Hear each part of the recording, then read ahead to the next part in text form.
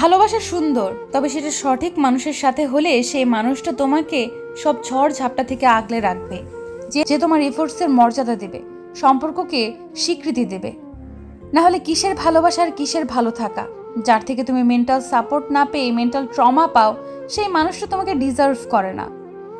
এসব মানুষ থেকে দূরে থাকা ভালো, কাজেই সে হোক নিজের কাছের মানুষ বা বন্ধু।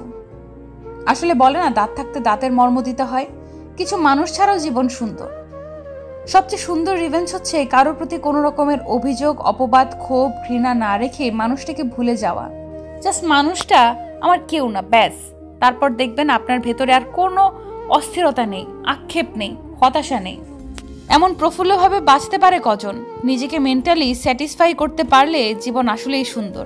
প্রিয়জন নামক কেউ জীবনে না থাকলেই ভালো। প্রিয়জন এক প্যারার নাম।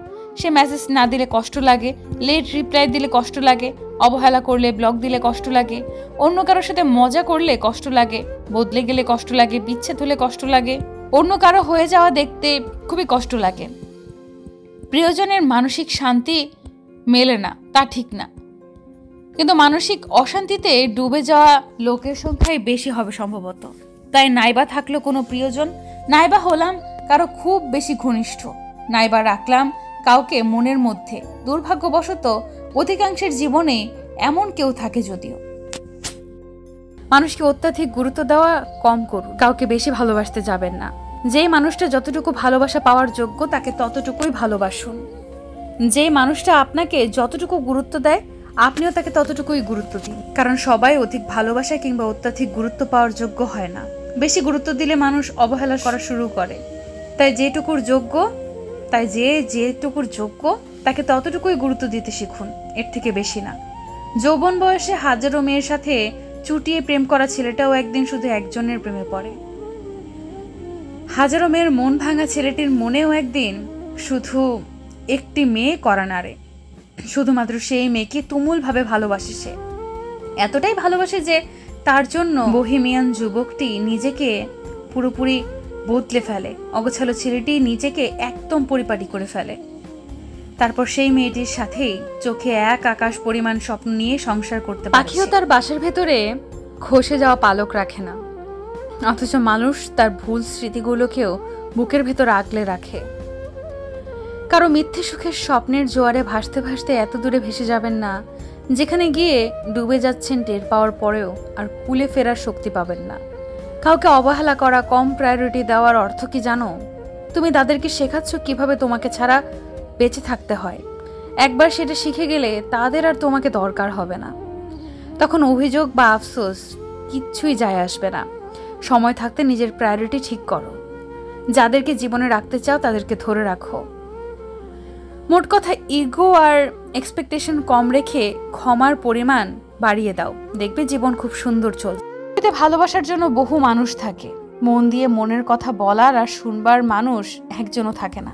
আজকালকার সম্পর্কগুলো টাকা এবং রূপের কাছে বিক্রি হয়।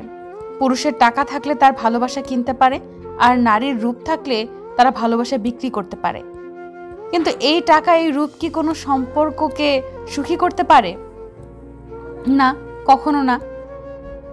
টাকা এবং রূপের মাঝে কখনোই সুখ নিহিত থাকে না। সুখে থাকতে চাইলে দরকার দুটি সুন্দর মন। সুন্দর দুটি মন থাকলেই সুখের সন্ধান মিলে, সেখানে টাকা আর রূপের প্রয়োজন হয় না। আমার সবচেয়ে কাছের মানুষরা আমাকে শিখিয়েছে কিভাবে একা থাকতে হয়, এবং ওই সব প্রত্যেকটা মানুষকে আমি আমার অন্তর থেকে ভালোবাসি। কারণ জীবনে একা থাকাটা জরুরি, একা থাকতে শেখাটা জরুরি।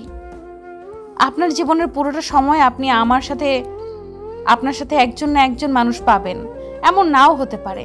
বা হয়তো মানুষ পেয়েও সে আপনার একাকিত্বকে দূর করতে পারবে, এমনটা নাও হতে পারে। মোট কথা, আপনাকে একাই থাকতে হবে। আপনার পাশে আপনি সারা জীবন যেমন কাউকে পাবেন না, আপনিও ঠিক একইভাবে অন্যের পাশে সারা জীবন কখনোই থাকতে পারবেন না। এটা হয়তো প্রকৃতিরই নিয়ম। এই জন্যই একা থাকতে শেখাটা জরুরি। আর যারা আপনাকে একা থাকতে শেখায় তাদেরকে ভালোবাসুন, তারাই আপনাকে বাঁচতে বা বেঁচে থাকতে শেখাচ্ছে। জীবনে যাই করেন কাউকে ইউজ করেন না। আপনার নিজের শান্তির জন্য অন্য একটা মানুষের জীবন নষ্ট করে দিয়েন না। মানুষ যখন বুঝে যাবে আপনি তাকে কখনো ভালোই বাসেন নাই, শুধু নিজের সুবিধার জন্য তাকে ইউজ করছেন, সে ঠিক থাকতে পারবে না। কাউকে ইউজ করার মতো জঘন্য কাজ খুব কমই আছে। একা থাকেন, তবুও কারো জীবন নষ্ট করেন না।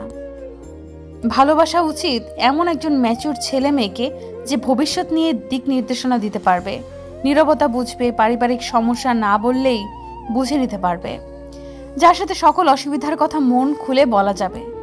শুধু আমি তোমাকে ভালোবাসি আর তুমি আমাকে ভালোবাসো 3 বেলা নিয়ম করে শুনবার জন্য আর বলার জন্য কাউকে ভালোবাসা মানে সময়ের অপচয়। লোকে কি ভাববে একটু সহ্য করে নিই। সবাইকে কখনো না কখনো মানিয়ে নিয়েই চলতে হয়। এই সব কিছু ভেবে ভেবেই জীবনের অর্ধেকটা বেশি সময় পার করে দিয়ে এসে নিজেকে নিজে প্রশ্ন করলাম, নিজের জন্য কি করেছি?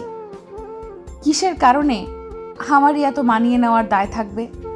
এত ধৈর্য ধরে চলতে হবে? জীবনের একটা পর্যায়ে এসে খুব শক্ত করে নিয়েছি নিজেকে।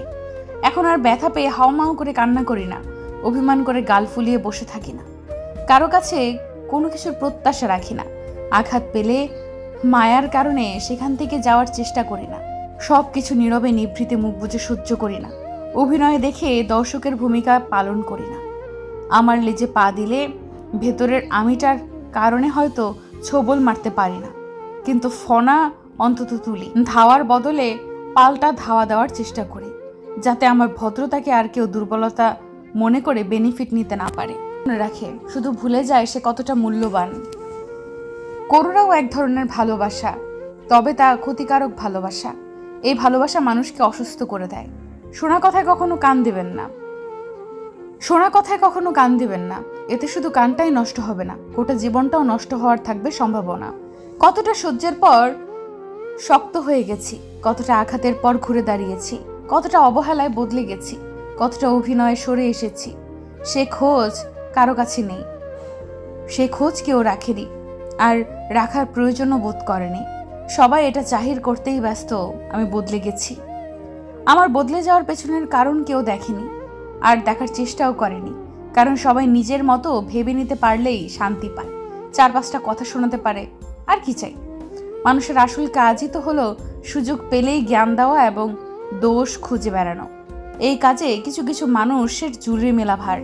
মেয়ে মানুষের তেজ থাকতে হয়, জেদ থাকতে হয়, আর আত্মসম্মান বোধটা প্রখর হতে হয়। তোমাকে পাবার জন্য যা যা করেছি তার অর্ধেক করলেও বোধ হয় বিধাতাকে এতদিনে পেতাম, কিন্তু তোমাকে পেলুম না। কেউ বদলে গেলে তাকে পূর্বের জায়গায় ফিরিয়ে আনার চেয়ে নিজেকে বদলে নেওয়া অধিক সময় উপযোগী। কাউকে ভালোবাসতে হলে এক বুক যন্ত্রণা সহ্য করার মতো ক্ষমতা তোমার থাকতে হবে, তবেই তুমি ভালোবাসতে পারবে। যেখানে তোমার প্রায়োরিটি নেই সেখানে মন খারাপের গল্প শোনাতে যেও না। মনের প্রশান্তি খুঁজতে গিয়ে উল্টো নতুন করে অশান্তি নিয়ে ফিরবে।